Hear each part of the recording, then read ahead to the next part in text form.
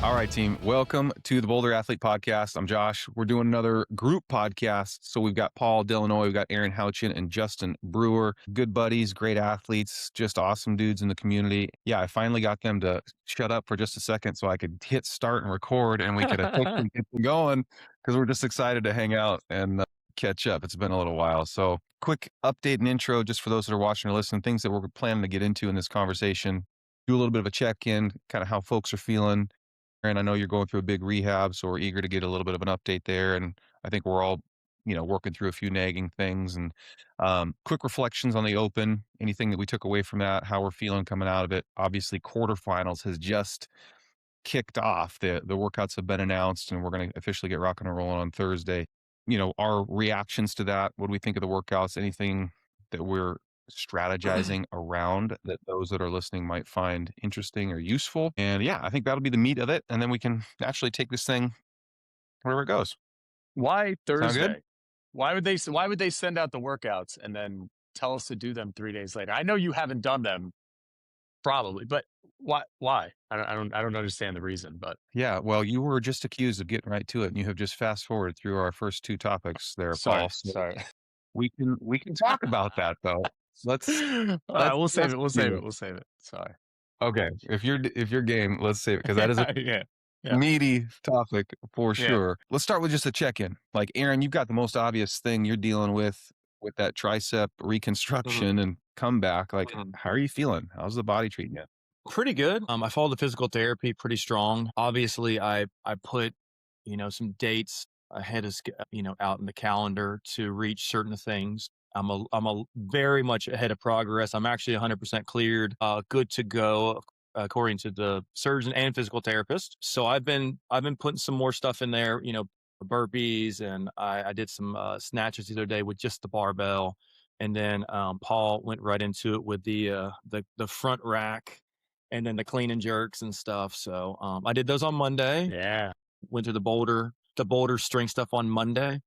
Um, and it feels great. I mean, I have to stop myself because I can go higher in weight and go get to the percentages that are being asked of me, but I also have to like stop myself because this is stuff I'm supposed to be doing in May and not March. So like I am literally like stopping myself from going too far ahead just because it is still getting stronger. I'm still working on it, isolating it, but no pain. I did a couple of the open workouts. It was kind of fun. And yeah, that's kind of where we're at. It's just, You did really it's well. been awesome.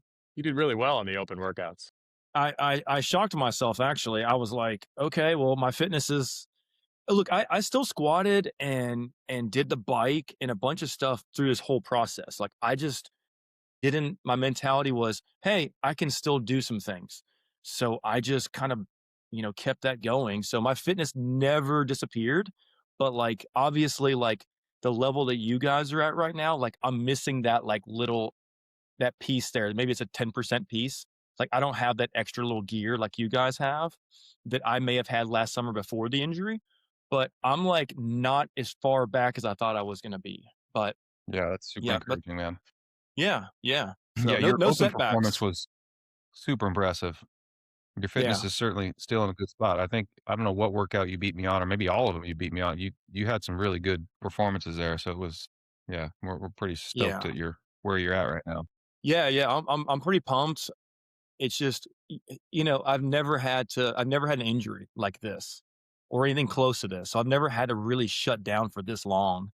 But I like I said, I it's a lot of this is a mental, man. Like you just gotta like just continually stay positive, control what you can control, right? Like when we played football and baseball, that's all the coaches ever told us. You have your controllables. And then I've been doing a lot of bodybuilding pieces. So I think that's kind of helped with maintaining the strength levels and joint integrity. And I just haven't rushed into anything yet. I still haven't done a handstand walk. I still haven't done any bar muscle ups yet. That's more like that's a May thing for me. Like I'm giving myself a little more time. A lot of So like I calf said, raises though. that's what I need. I need more of those. That's good stuff, dude. That's good stuff. Yeah, get those calf raises in, man. I know that's But what. Aaron, yeah, Aaron, I'm kind of curious, like as you're working through this, are you sticking with a certain track in Boulder? Are you trying to mix in some other accessory work? Like, how are you navigating through this? So I'm trying to do as much boulder compete as I can. And then I did an elite workout the other day that it was, it was a deload elite, but it was more kind of what I've been doing. I haven't done a ton of volume either. And then the other couple days a week that I don't do boulder or whatever, I've just been doing either Planet Fitness or Crunch. And I literally go in and hit some machines to isolate the tricep and bicep and shoulder because those are the things that atrophied like instantly after the surgery. And anytime I try to do a pull up, I'm literally pulling and the right arm is trying to do all the work. So I'm literally having to build the entire left side again. Using some of those isolated machines has helped build this back even quicker than me just doing it at like, my CrossFit gym. But I've just been making a lot of my own workouts too. And then working on, my biggest issue has always been like my aerobic base, like long workouts that are like grinders. So I've been working on distance running, long rowing, long biking to kind of give myself a little bit more of a maybe increase my base a little bit. So that's kind of what I've been When you switching my say focus long to. rowing, long biking, how long? How much time you spend on the rower and bike? Talking about like 20 and 30-minute pieces there, like, 20, 30 minutes of just like, I mean, it's probably a touch above zone two. So like maybe I would say between a two and a three because it's hard for me to hold a two for that long. Like my body's like, no, we need to go a little faster. So I might be a touch above that, but No, everything else is going that's pretty good great though. news, man. Yeah, Paul, I know you're also dealing with a couple things, and Justin, I know you are as well. Paul, how's your body feeling, at this stage now that opens wrapped and we're going into quarters? Just where are you at? You know what? I'm dealing with a whole bunch of different things, whatever, like we all are, shoulders, hips, knees, stuff like that. And just rehabbing, body work, doing all corrective exercises. But the open was just one workout at a time. Do your best foot forward, and that's it. And that's the same way I'm going to treat going forward. It's like there's nothing. I can only control what I can control, just like we said. And it's like just go in one workout at a time. Whatever you got for the day, and that's it. So yeah, I'm dealing with it, but everyone's dealing at our age. Everybody's got something going on, right? We have lives, you have jobs, families, all that. Like, dude, these things are going to pop up. We beat ourselves up every day, right? It's going to Hmm. happen. Keep coming Like back. I don't know. I see your Instagram, man. You're snatching off blocks, 200 plus pounds, cleaning, front squatting 350. Like whatever. It's going to happen. Things are going to happen.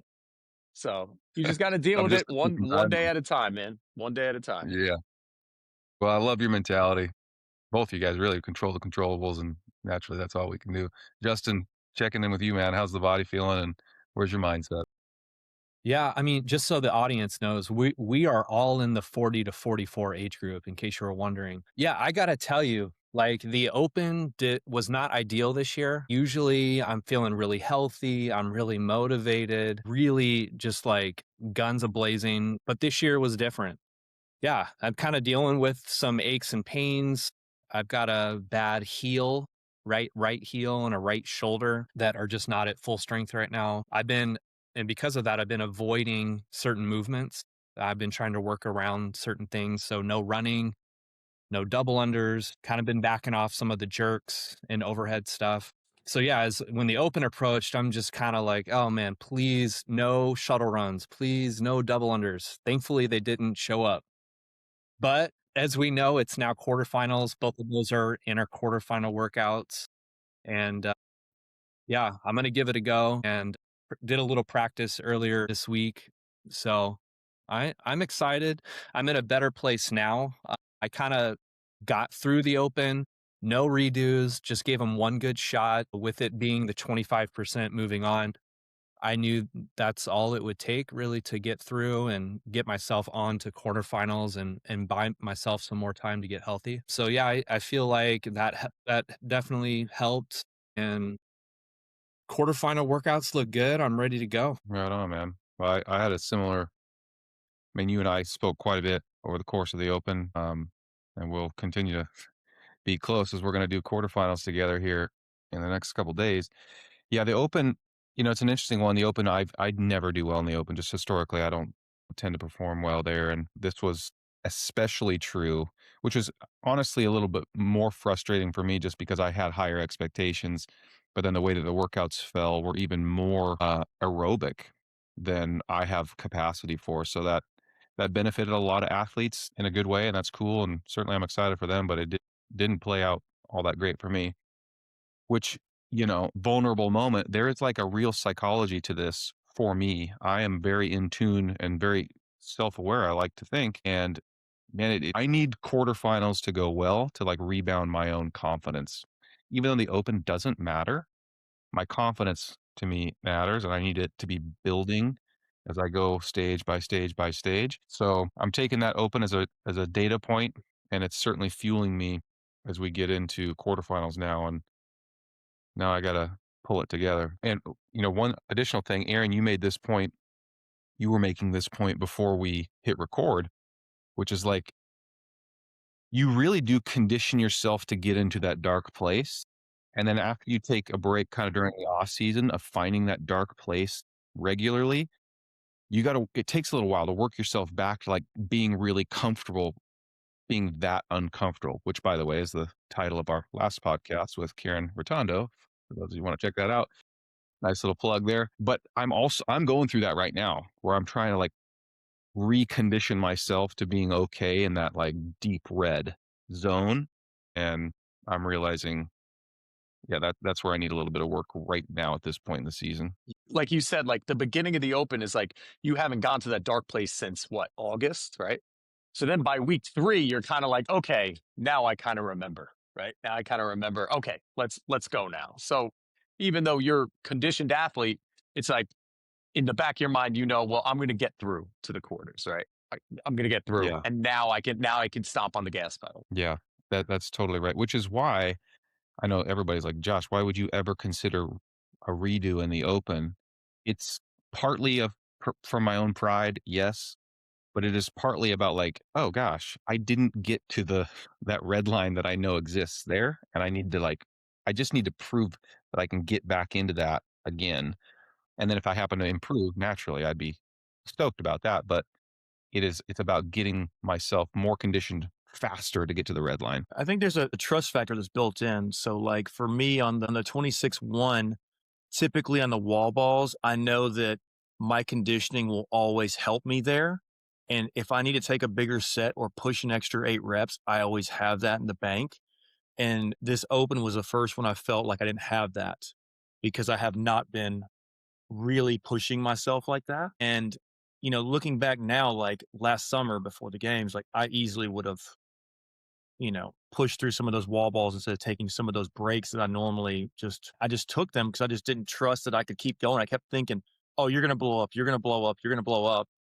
And I didn't, but I took a lot more breaks than I typically would in a workout like that. So yeah, I think trust is a big one in there too. Trust the amount of work that you put in and that your body it's got the reserves and the capacity is there when you need it. Yeah, I think that's a good way to frame it. Right now, this point in the season for me, even though I've pushed myself and had a great off season and I feel really confident about all the work that I've done, you can do all that, and yet there is another level when you get into real competitive environments that you have to get into, and only competitive environments can draw that out.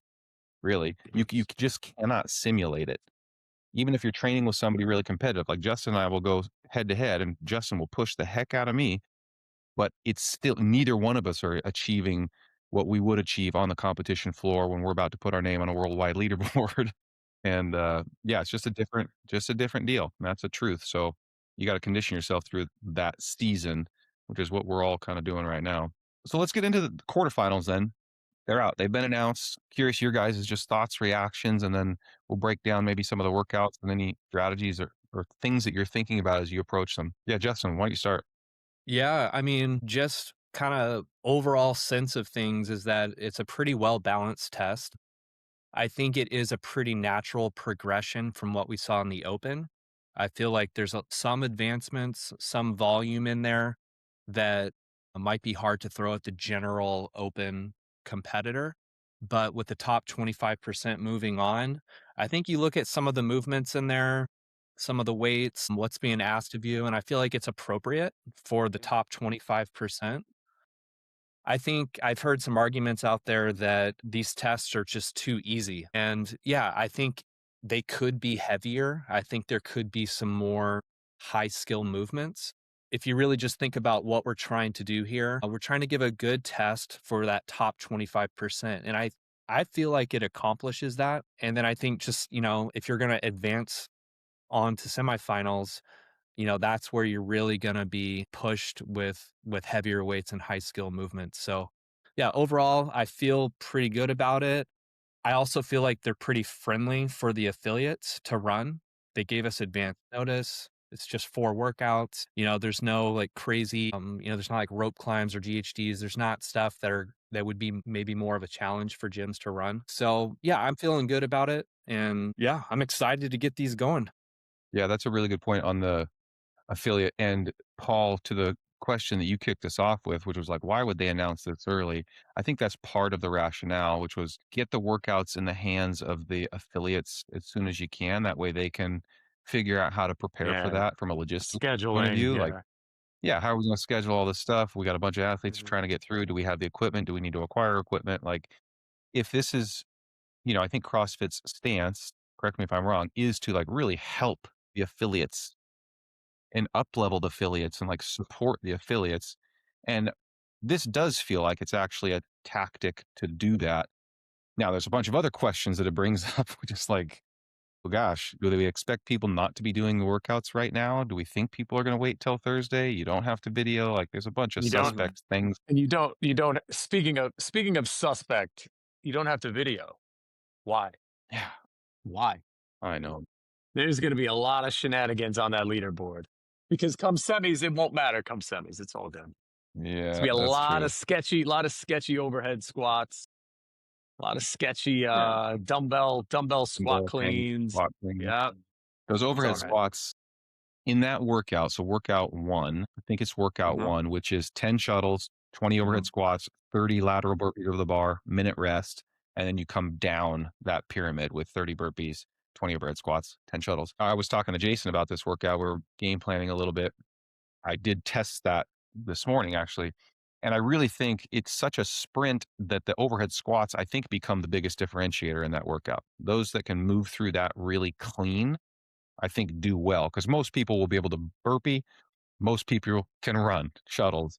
And so it's really can you get into a good overhead position and move up and down really fast without losing that overhead position? Yeah, And it's a good workout. It's a good workout. It would have been cool to see it in the open. Like any of these workouts, you could kind of plug into the open if the open were Mhm. 5 weeks again. But you're right. But I also think like I tested it a little bit. I tested all of them a little bit, so not in full, but I think it won't kill you to drop that barbell in the first set as long as you know you can go unbroken on the second. Yeah, I don't think that's interesting. it doesn't crush you if you decide you want to do 12-8 or whatever.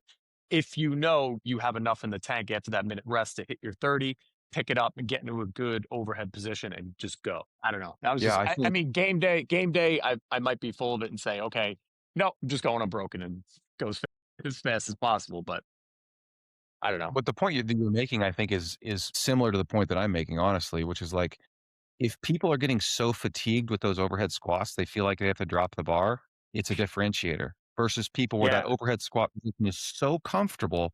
That's actually the rest part of this Yeah. workout. Yeah. Then Mhm. that athlete, I think, has an advantage. And that, like, putting it down is not even on the table. Mhm. Instead, it's going to be like, no, I got to pace the burpees because that's where they're going to get eaten up. Or I don't know, maybe it's 10 shuttles. I feel like Yeah, those would be those. these burpees are not the burpees from the open. There's 30 of them, but in the open, nice and relaxed, do the burpee. These are not light your hair on fire, but at the end, yeah, you got to be moving. Stay low to the bar, Mhm. hop over, 1 foot over. Because those overhead squats are what I think the key differentiator in that workout, it's also the most frustrating because they're going to look like crap for many people and we're not going to get it on video. and that's Mhm. going to change, where you're at on the leaderboard. And that just drives me nuts to no end. Yeah. Yeah, and you That can bothers. potentially cut them short, like at the bottom of the squat and at the top. Like, so if you're just kind of right in between Yeah. there, I mean, that's a big difference between going, full extension, full depth. Yeah, I know. I don't really like that. Even the threat of video, like, hey, we're going to pick one of these workouts and we're going to Yeah. request a video. Even that threat, Yeah, yeah, it totally. instantly up levels the quality from everybody because you don't know what video they're going to ask for. Yeah. I don't understand the reasoning behind that, behind no video, but it's all right. Yeah. Mhm. Well, we'll deal. Any other reactions just in general to the workouts before we start talking about them one by one? Oh yeah. I mean, you want to go one by one? Do you want to Yeah, go like one at a time? Yeah. let's go for it. Okay, so I don't have the workouts in front of me. I probably should, but workout number 2, is this the dumbbell hang squat Yeah. snatch or hang 80. squat Yeah. clean? Yeah. 80 Yeah. and 80 squat cleans and 40 bar muscle ups. Yeah, 80 dumbbell hang squat cleans and 40 bar muscle ups completed any way you like. All you got to do is get to 80 and 40. You can determine your own rep scheme as you go. Yeah, reactions to that one. Man, the first thing I thought about when I saw this, I like 10 sets. Just it just looks nice and clean to me. I can hammer the 8 out and then go right to the bar. The bar muscle ups at 4 for us is recovery. I jump back down and then I get back to work again on those 8. I just make it just quick interval work, just back and forth. Now, some people might come out and do maybe some more squat cleans, or maybe they do more bar muscle ups to break it down. Or I've seen some descending rep schemes where people have gotten kind of creative with decreasing the reps on the way down.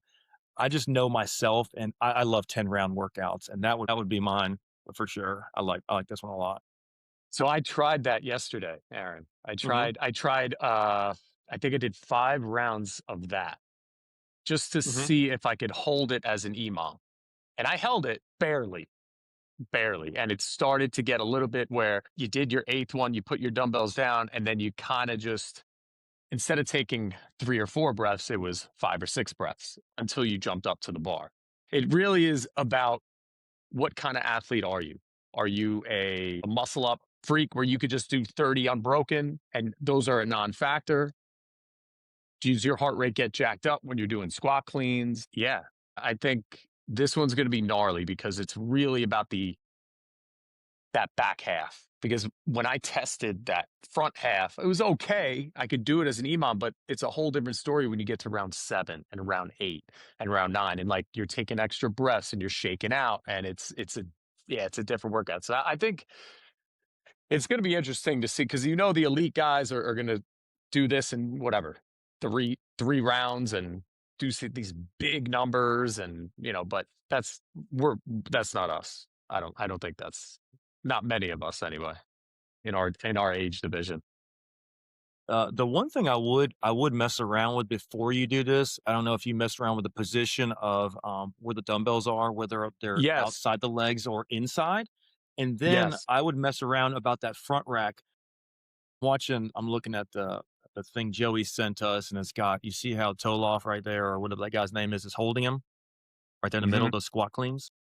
yeah, You could go with that position, or even bring him all the way up and then come back down with them. I think you need to practice a decent amount to find something that's going to work for your arm length. And I don't know. I mean, yeah. Paul did it, so So I mess around with outside, the normal outside stepping that one leg out, squatting, stepping kept doing that. Then I messed around with like jumping 2 feet, but I thought the best thing was going through like a bit of a wider stance and going through my legs, almost like sort of a kettlebell swing and catching it low and dragging your hand from the front would it be the back to the front, right? So you don't want to keep your hand in the same position on the dumbbell. You know what I'm trying to say? right. Hmm. Just because it kind of jacks up that grip. And I tried for the most part, depending on like the size of your hand, but I tried hook gripping so that was the best thing for me. I tried that in one of the rounds and it Felt pretty good. Yeah, I was just gonna say I played around with this movement as well. Yeah, I agree. I think the dumbbell is gonna be kind of the crux of this workout. If you've got muscle ups and you have good capacity, I think it really comes down to how you manage and break up the sets on the dumbbell squat cleans. I played with the movements. I I feel like I like it kind of doing the kettlebell swing style in between my legs. That way you keep your feet planted. That seems to be the smoothest for me. And yeah, I kind of like the 10 sets of 8 and 4 and just try to be real smooth and hold on to that and just be consistent. But yeah, that's going to be a grindy one. Yeah, that pull from the hip. But we're getting a demo. Nice. There we go. So you're gonna have to release your hands. When those dumbbells come up, release them just a little bit. Just take a little bit off the grip as you stand up and then regrip on the way down. It's gonna be grippy. I tried it this morning. I didn't get very far into it because I got the data that I wanted really quick in this workout. I was going for the 8-4 method, and I was like 3 rounds in, and I was trying to push the pace and quickly realized that is not a good strategy. This is not a sprint early kind of workout. To me, this has got to be really intentional paced because the time that you're transitioning is actually the moment of grip recovery that you need. And unless you're an absolute ninja on muscle ups, you actually need a little bit of extra seconds, those micro moments in transition to just recover your muscle up capacity. So I'm good at muscle ups, but this will be the challenge for me. The muscle ups will be because of like my body weight is just going to start to get really heavy, especially as it compounds with my grip fatiguing over time. So for me, my notes were be very deliberate on those hang squat cleans, not pushing the pace, but being as efficient technically as I can to conserve some energy. I don't need to sprint to that bar, but I need to be quick on my muscle ups, get down, spend my time actually absorbing some of that recovery in transition. And then just it's about efficiency, efficiency, efficiency when I'm moving, but actually taking a moment between the movements because I think that recovery period is just going to be like actually intentional and required if you're going to finish this thing strong because 10 rounds is still that's a lot of dang work. Also, it's a 15-minute workout. There's a 15-minute cap for a reason. That should be signal number one. This isn't a sprint. So I think there's some for me, my takeaway was I got to pace this thing way more than I thought I was going to. Is there any benefit if you're like, for instance, like when anybody listening to this, if they're like squatting is not their strength, would you recommend them doing like to start off with a set of squat cleans like before they do any bar muscle ups? Like, I don't know, let's say they were going to do that 10 sets of 8-4 and they do like, I don't know, 15 or 16 or 20 of the squat cleans to open. Is that beneficial or no? Like, you know what I mean? Since, you know what I mean? Like does that make sense? Do you have to start with squat cleans or is it just No. You can do whatever you want to. That's interesting.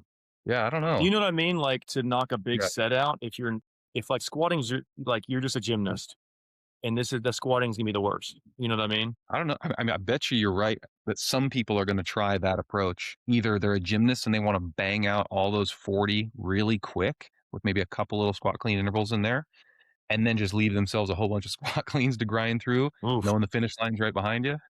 I mean, somebody's going to try that. I mean, Not I can me. see the pros doing like a four sets of this. Some of them. I don't know. Yeah, that's interesting. Colton Mertens, maybe. You won't have any trouble with that tempo. What was the open workout? I believe it was 20, I don't know, it might have been like 2015, 2016, where it was light power snatches and then 3 bar muscle ups, but it was like 10 or as it was an AMRAP, minute 7, 8, 9, you were failing bar muscle ups. And it was only 3. Even guys that were good at them, they were just stopped dead in their tracks. That's what it was reminding me of. And what you said, Josh, about when I did 3 rounds, like I was timing them and it was 44 seconds and then it was 47 seconds and then it was 50 seconds. And I was like, oh man, this is not it. No, I was like, this is not a good idea. I kept going, but I was like, no, this will crumble in another 2 minutes. So definitely not, yeah, like you said, a sprint at all. Yeah, quickly realized my game plan was out the window. I need to rethink Yeah. rethink my approach here. Yeah, Justin, you got any thoughts on this, man? Yeah, I think you just have to know yourself as an Justin's athlete. on. Or We lost Justin. It was going to be a just wisdom bomb. He was about to drop there, and I we know. just missed Yeah, it. it was. It was the telling us exactly how to win the workout. That's right. Well, I know Justin is good. I think honestly, this could be a good workout for Justin because he's got really good relative strength. Like he's a strong squatter and he's a good gymnast. And Mhm. so I could see this going well. Justin, I was just saying, I think this could be a good workout for you given your relative strength and your gymnastics capacity. Yeah, I think this could be, and you have good aerobic capacity. This honestly, I could see you doing well in this one. oh man, don't put pressure on me. Tell me I'm going to be horrible. Like I need something to push me. I was thinking the same thing because you like muscle ups are good for you, yes? I would imagine. Just by seeing you train and work out, like muscle ups are good movement for you, right? Bar muscle up is, I would Right. say, good. So But yeah, I mean, would you still, think about going a big set? Would you think about doing a big set first? no, I don't think so. No. I don't see it that way for myself. Like, I feel like I need, I want to go back and forth. And I think to Aaron's point, like, I just like a nice, clean 10 sets. Let me just check off one at a time. 10 seems pretty doable. But no, I don't think blowing through like a big chunk of muscle ups, like right off the bat for me would make Yeah. sense. That just means I'm going to have to do more of the squat cleans. And yeah, I just rather kind of pace it out evenly. Yeah. Okay. So that's workout 2. Workout 3, I believe, is the deadlift one. Yes. Okay. So you've got 3 rounds of 50 double unders, 10 deadlifts at 225, followed by 2 rounds of 50 double unders and 10 deadlifts at 275, followed by 1 round of 50 double unders, 10 deadlifts, 315. Reactions and strategic thoughts on this one. The barbell does not have to be unbroken. It should be for most of like us, but not you're breathing in between each deadlift. You're not racing it. And I think the person who wins this workout is the person who can recover on the jump rope. If you can just stay relaxed and breathe with the jump rope, you win the workout. Or not win it, but you do really well. Um, if you know yourself and your glutes and your hamstrings blow up with deadlifts, with high rep deadlifts, like we did recently in Boulder, we did the workout where it starts with 50 deadlifts at 225. Yeah. And I remember just my glutes and hamstrings just blowing up because you did the first set, you feel great. You did a set of 20 or whatever, 20 or 25. So if you needed to break in that first set, even if it was a quick 2-second break, I would do it because it'll save you for that 315 bar. And when you get to that 315 bar, I think it's just you just got to do whatever you can to manage it, but you got to have enough in the tank to get there. Mm-hmm. Tripping, like I tested 1 or 2 rounds of this with a couple different weights, and if you trip on a double under, you just keep going, all good. Unless you trip multiple times in the first 2 rounds, I would just stop. That's what happened to me where, when you Just start, stop and quit. you always trip on the second rep, right? And then you trip on the 7th rep. You're like, all right, forget it. Just restart, restart, restart. Yeah, I'd make sure, if, I don't know how many people wear belts, but go ahead and have the belt on, have it, 70%. And then, I'd make sure you chalk the bar up real good. And then 2 jump ropes in case one jump rope breaks. And you've got to, especially if you have a good run going and your jump rope breaks, the worst thing is to have, to be fumbling around trying to find another jump rope. But yeah, if you trip a bunch in that first series, that first 3 rounder, just restart it. There's no point because there's people in this that are going to roll right through the double unders.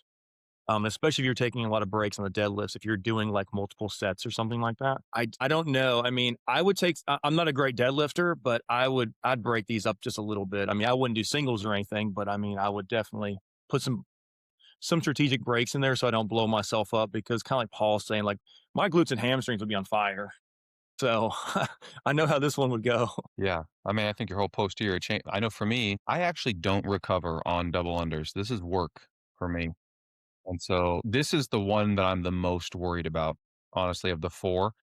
Worried maybe too strong, but this is the outlier at the very least for me, where I'm like, ooh, I know that those deadlifts are going to really blow my backside up. And I know that that's going to impact my ability to do double unders efficiently.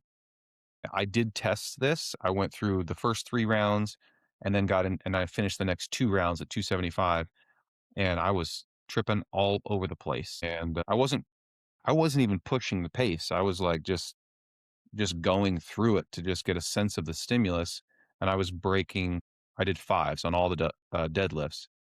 And even then, I could tell that it was impacting my ability to do double unders. So I'm in this like, man, do I just say hell with it and go unbroken on the deadlifts and try to figure it out on the dubs? Do I keep the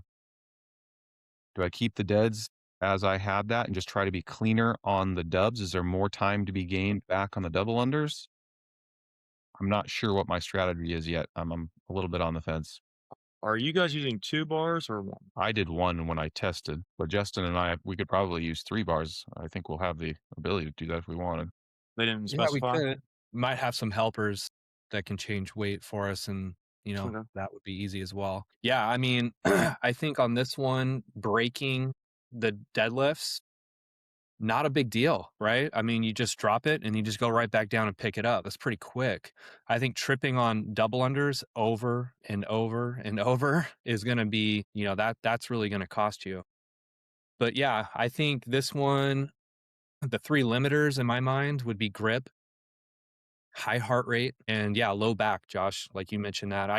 For me, like high volume, even moderate heavy deadlifts kind of catch up with me. So just making sure I have really good form. Yeah, having my belt on already so I can just tighten it up every time I get onto the deadlifts. Yeah, and hopefully I remember my double unders that day, Yeah, right? right. Sometimes we leave them at home and where did they go? So Yeah, I think that What's the time cap on this? I think this is a 12 minuter. yeah, 12 12 minutes. minutes. Yeah, So I think that I watched that guy Hiller do it earlier. I think he did 6 minutes on this workout, which is flying. flying. That's another thing. We didn't go over like what do you think as far as workout 1, workout 2, workout 3, and our age group, like upper echelon of time? Like what do you think is going to be top times on each one? I think Like in I think workout this one, sub 7 is going to be a thing. I think sub 7, given where I went a little more than halfway through that workout and I know where I was. And so I'm definitely convinced sub 7 is going to be, I think that 6:30 time is probably going to be like way up there if I had to guess. that's the burpee workout. Yeah. Yeah. Yeah. I think between 6 and 6:30 is where the hope that those are the top times. And then I hope I'm somewhere close to that.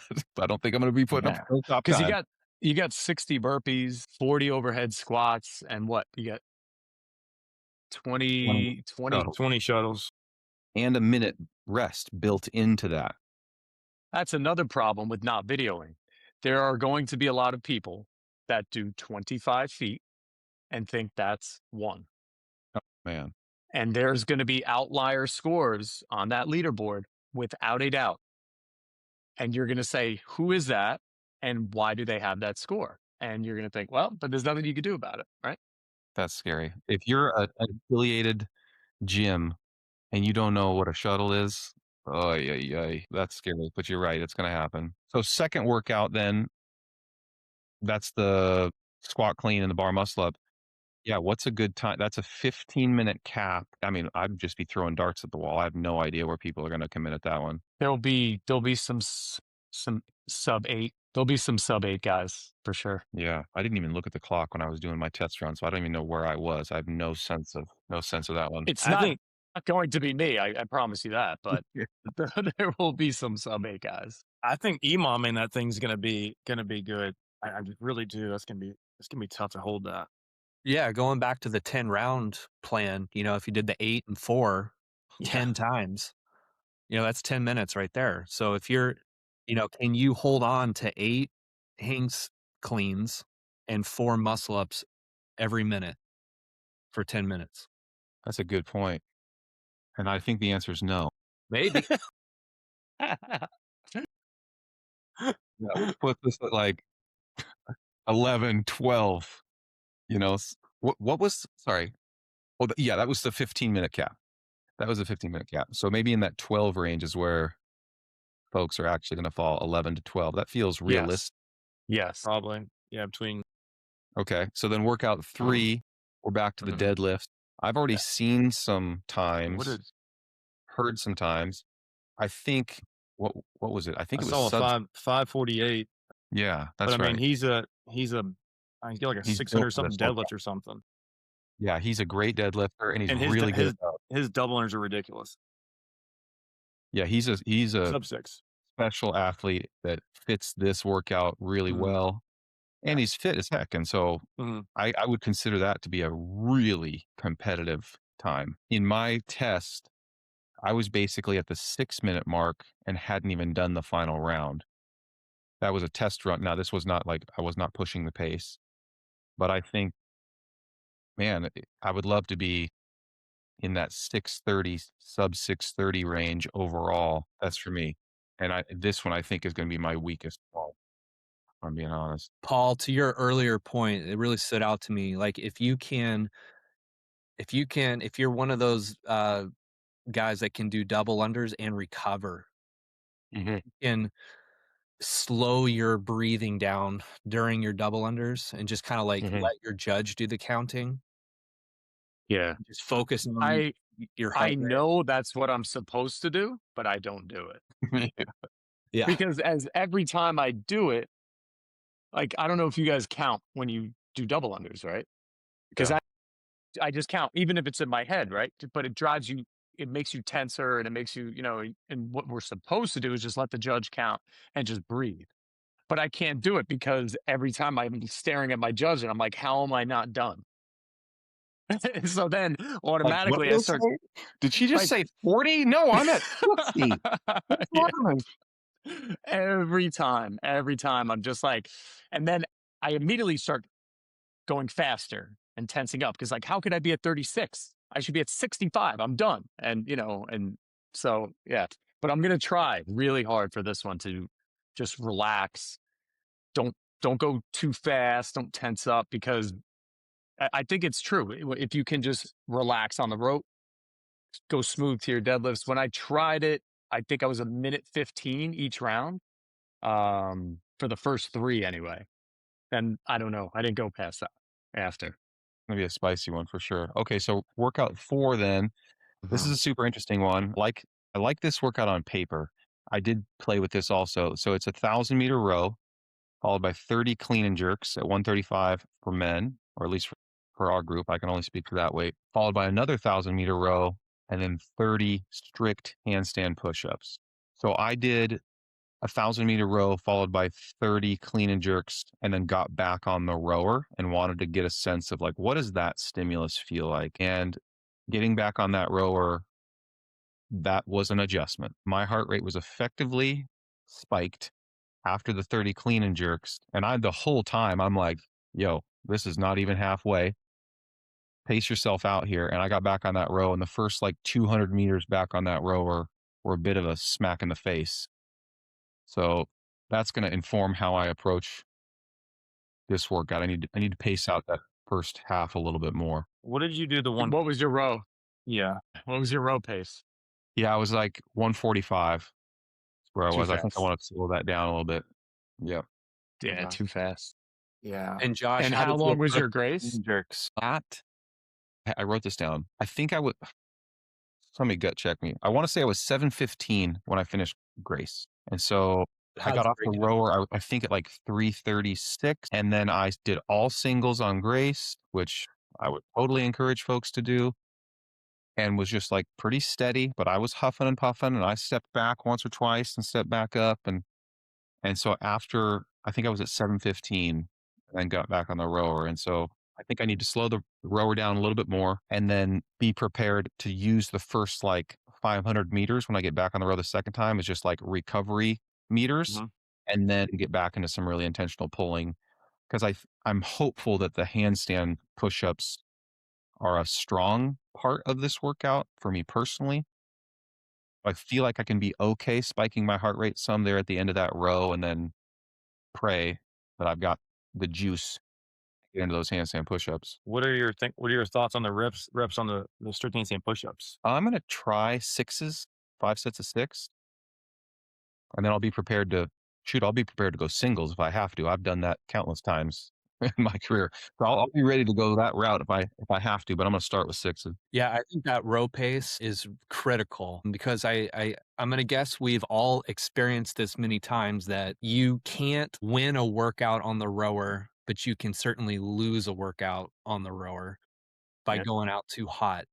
And I think this is kind of a classic case of that in this workout. So yeah, I'm thinking for me, getting closer to that 150 pace on the rower, at least for that first 1,000.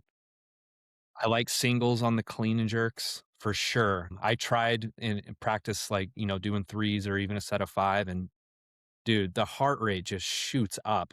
And I think you just got to be in control of yourself through the first 3 parts of this workout.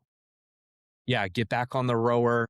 And then, I think you just got to trust yourself and know what you're capable of with the strict handstand push-ups. You're pulling so much with the rower and even on the cleans. And you gotta, the strict handstand push-ups, now you're pushing. So it's like you're gonna be doing something different. So you can even get on the wall, I feel like, with a high heart rate and still manage them pretty well. I think you have to know yourself really well. Yeah, I agree with that. I got back on after my second row, I only did like 300 meters or something. I went back to the wall and just got right into some handstand push-ups to feel how hard do I think this is gonna feel even though I'm 700 meters shy, and I was pleasantly surprised that, oh, yeah, this is very different. Like, these muscles haven't been totally taxed yet. Even though my heart rate's pretty darn high here, there is some juice, and then I came off the wall, and that was it, and I just started evaluating kinda how I might game plan the rest of it, but, that would be my other piece of advice is get to that wall and get your first set in, like, immediately, as fast as you can off after that second row. Get to the wall, get that first set in because I think you'll find you're more capable than your heart rate is telling you. So are we thinking 2K row pace on this for the 1,000 meter? We're thinking More. I think slower than more. that. A little slower. Yeah, I think slower. Now, I did similar to what you did, Josh, and I rattled off. I did similar. I think I did 10 clean and jerks. I did 500 meters, 10 clean and jerks, 500 meters. Then I hopped on the wall just to see, transitions like semi tired. And I wanted to see like 10 handstand push-ups. And they felt good. They felt great. But we all have done this before where you hop to the wall. And I'll bring up the open workout again that we recently tested in Boulder over the winter. The 50, right? The 55 deadlifts, 55 wall balls, 55 handstands. That was Mhm. tough. You do the first 15 to 20 and you feel awesome. You're like, I'm cruising, I feel great. And then it's like you did 20 and then you did 7 and then you did 2 and then you're like, oh no, and I'm just staring at the wall doing this. I think the last 15 reps of this workout is the workout. I don't care if you row a 2-minute pace or you do a 3-minute grace, a 4-minute grace, doesn't matter. I think the last 15 of these, if you can keep it steady, you do fairly well. Because whether you're done with the other work at 10, 11, or 12, if you're done at maybe 10, depending on the athlete you are, you might just be staring at the wall for an extra minute. I mean, listen, some guys, I might be completely, wrong, but I think that's the case. I think the whole workout is the 30 handstand push-ups, the back half of them. Totally. I think Love it. you're really onto something because that is one of those movements that if you hit failure, it doesn't come back quickly. And you end up standing there, staring, really frustrated, and the clock is just second after second, just ticking and ticking and ticking. What's the saying? The mind is willing, but the flesh is weak. It's like, yeah, man, I know I can kick up on the wall. I just physically can't do it. Like, but you want to so badly, and you're staring at that wall. Yeah, Yeah, we've and all the been moment there. Yeah. And Yeah. when you kick up before you're ready and attempt another one and fail, and then kick up before you're ready again and attempt another one and fail, you are absolutely in the doghouse. This workout has gone sideways. And you're like, I'm going to redo it tomorrow. Great. Totally different pace. That's right. In fact, the workout you just brought up, Justin, you and I did this one together in the Boon box. Yeah. And I remember we both had very different speeds through different sections of this. We had the exact same time, actually. We did it. You did it right after me. We had the exact same time. And I remember you were much faster on your handstand push-ups. I spent a lot of time there, but I got to the wall really fast and then spent a whole bunch more time there than you did. So this is definitely fresh in my mind. That's for sure. Yeah. But 55 and 30, these are very different numbers. Yeah, for sure. Yes. Very different. And you didn't just do a whole bunch of wall balls earlier. So it's a different set of circumstances here for sure. But the point that you guys are making is, I think, well stated and certainly something that folks should be cautious of. I think something you could do on that first 1,000-meter row, you come out a little hot on it, maybe the first 500, 600, 700 meters, and then kind of bring it down for your last 200-300 meters, and then walk to the bar under control. Grip is still there, and then just get to work there, nice and methodical. And in warm-ups, I'd probably see how long I need to take between each clean and jerk. Am I just going to do the clean and jerk, drop it, take 1 second, clean and jerk? You have to know yourself on this one if you have the capacity to do that. I mean, some people that are listening to this may not have the clean and jerk capacity. So just know what you can and can't do there. You don't want to blow up there either. One thing when I was doing after the clean and jerks, I only did 10 of them and then I hopped back on the rower just to test it. Leg drive on the rower. You need to take your shoulders out of the equation when you're about to go do handstand push-ups.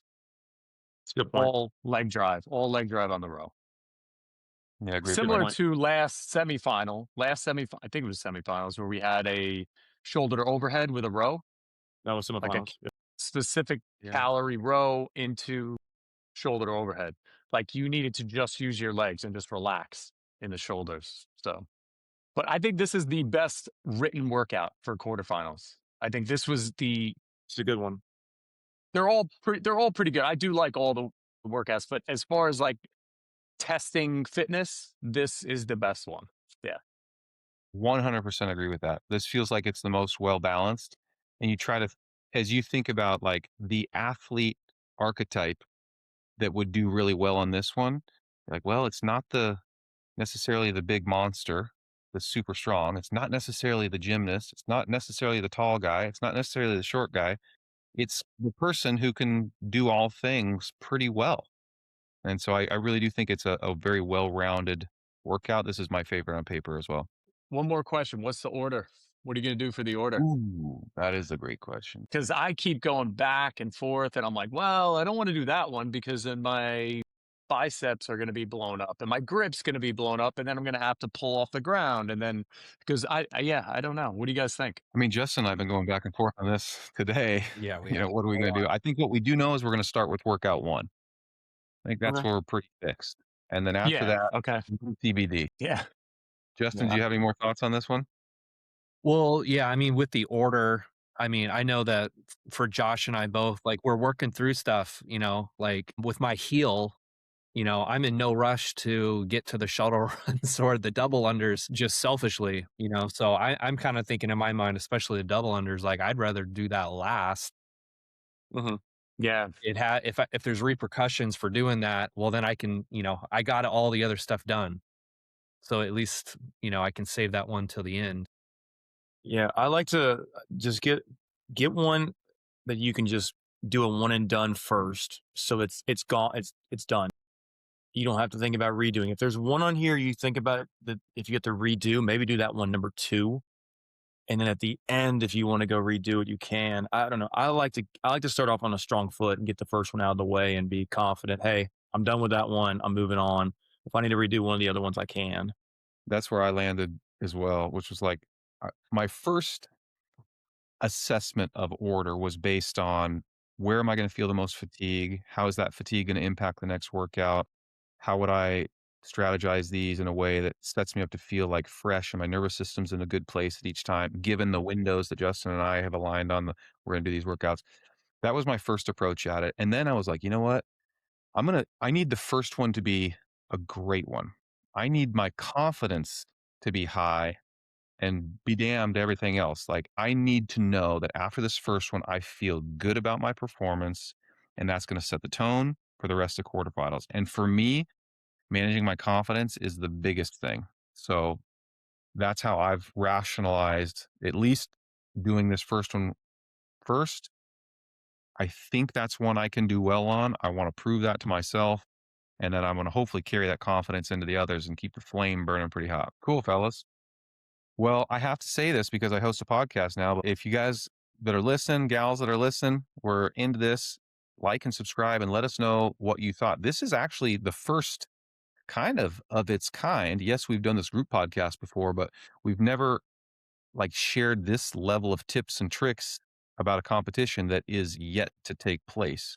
So I'm going to try to get this out, ensure we get this out on time where folks can listen to it and hopefully, walk away with some real nuggets here. I think you guys have shared a bunch of good stuff. So I'm hopeful that folks are into it, but you got to let us know. So subscribe, leave the comments, all the things. Cool. All right, Yeah, fellas. man. All right, Let's guys. go. Happy Good luck, quarters. boys.